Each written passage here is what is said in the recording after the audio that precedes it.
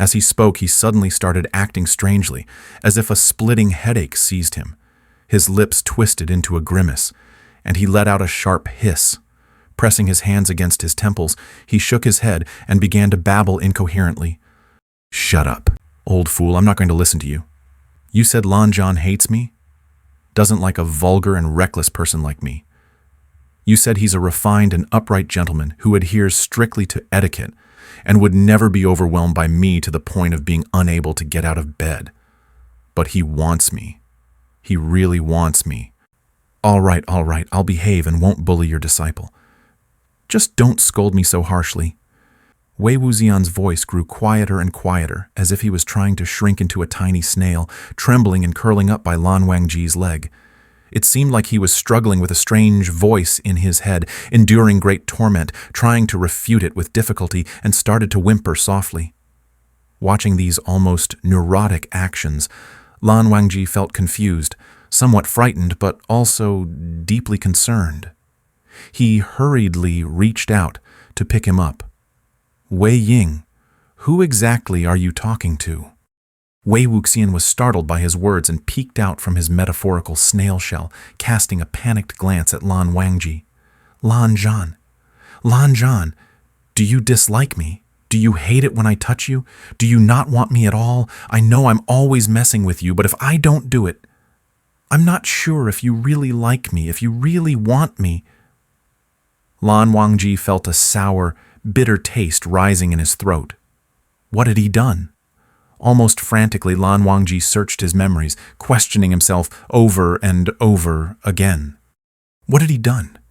What had he done to Wei Ying that had caused him to fall into such utter anxiety? Lan Wangji pressed his lips together in a long, contemplative silence, clearing away the chaotic thoughts in his mind. He reached out a hand to Wei Wuxian, brushing some leaves from his hair and smoothing down the unruly strands. "Wei Ying, of course I want you."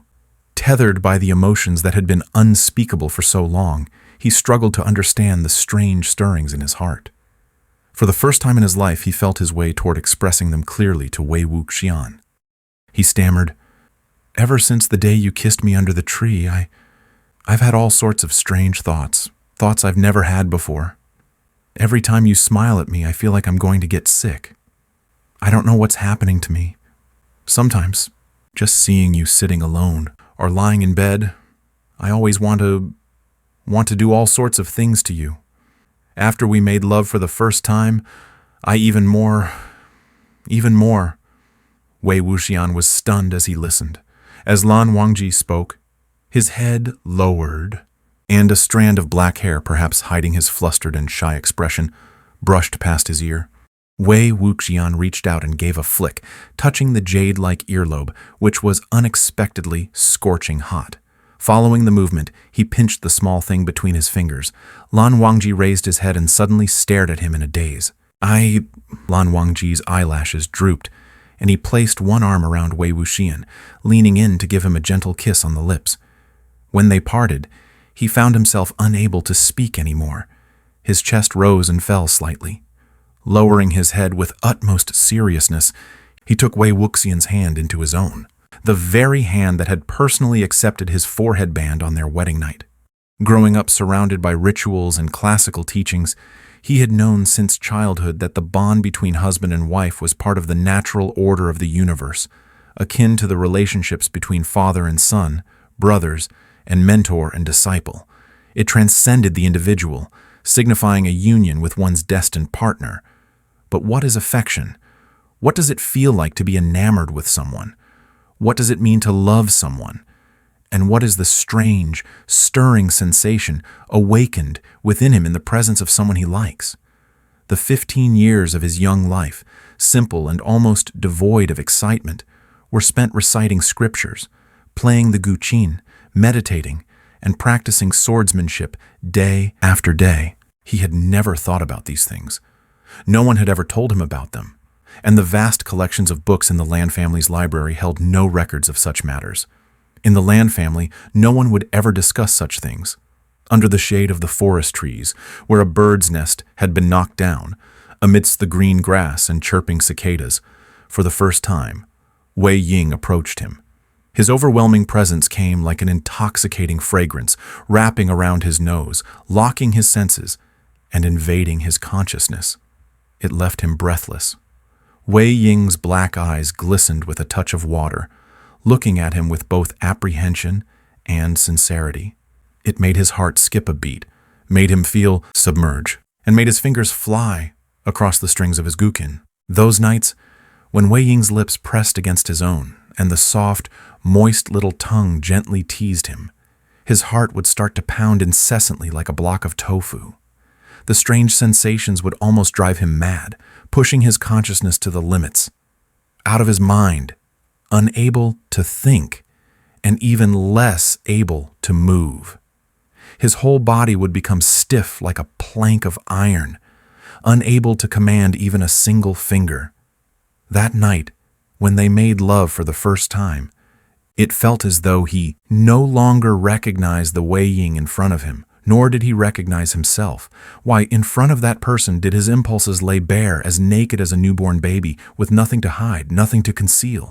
The fleeting images in his mind, akin to scenes from an erotic painting, made his face flush and ears burn with unbearable shame. But when he truly held Wei Ying in his arms, the warmth of the body against his own, the heartbeat, the friction of their skin, it all fogged his mind with desire. It was as if something urged him to cast aside all restraint, to invade, to possess, to ravish. Dangerous thoughts emerged one after another, each moment defying the upbringing of more than a decade, filling him with shock, unease, shame. He couldn't understand why he would have such thoughts or why he would become such a person. He couldn't accept that version of himself. He was angry at himself, and also at Wei Ying, angry that Wei Ying had turned his once peaceful and orderly life into complete chaos. He didn't know what to do with himself, nor did he know what to do with Wei Ying. He couldn't suppress his feelings, yet he couldn't fully unleash his true nature either. What used to be a clear boundary marked by a forehead ribbon began to blur. When he tied it, it couldn't hold back his uncontrollable impulses. And when he untied it, it couldn't free him from the 3,000 family rules that had constrained him for half of his life. If he couldn't understand, he would stop trying to understand. If he couldn't see through it, he would stop trying to see through it. He began to reject Wei Ying, and naturally told himself that it was because of the written rules and regulations that he needed to follow, the family laws and teachings. But in reality, he was merely avoiding the turmoil in his heart. However, faced with the fear of losing Wei Ying, that turmoil and chaos seemed so small and insignificant. For the first time in his life, he felt that nothing else mattered. Not the family rules, nor the elders. Everything paled in comparison to the importance of the person in front of him. It was as if a long-standing fog that had obscured the sky had been lifted, and the 3,000 stipulations on the disciplinary stone suddenly seemed unimportant. Wei Ying, did you hear what I said? Lan Wangji looked at him somewhat uneasily, his chest full of overwhelming love and excitement, but also as if he were holding a fragile treasure or a small animal trapped in a hunter's hole. He was afraid that one more word, or a bit more force, would scare him away. Wei Wuxian seemed dazed, perhaps pressured by that voice in his head. He just stared at Lan Wangji without moving, holding his hand. He thought he had made himself clear earlier. Why did Wei Ying still look so incredulous? Lan Wangji steadied himself, feeling somewhat puzzled. Wei Wuxian grasped his fingers, climbed onto his neck, and held him tightly. The body being embraced stiffened for a moment, and a bittersweet emotion surged in his heart. Suddenly, he recalled that Wei Ying had once embraced him like this. During a solemn family banquet, amidst a room full of elders and juniors whose jaws had dropped in shock, and that person had cheerfully kissed him on the cheek. The people of the Lan clan in Gusu, even after marriage, would not express love and intimacy in most situations, as it would be seen as inappropriate and unseemly behavior. But Wei Wuxian was not that kind of person. He was exuberant and passionate, always openly and unabashedly expressing his affection and closeness towards Lan Wangji. Just like his unrestrained nature, his spontaneous and impulsive advances, while seemingly reckless, were presented to Lan Wangji with cheerful laughter.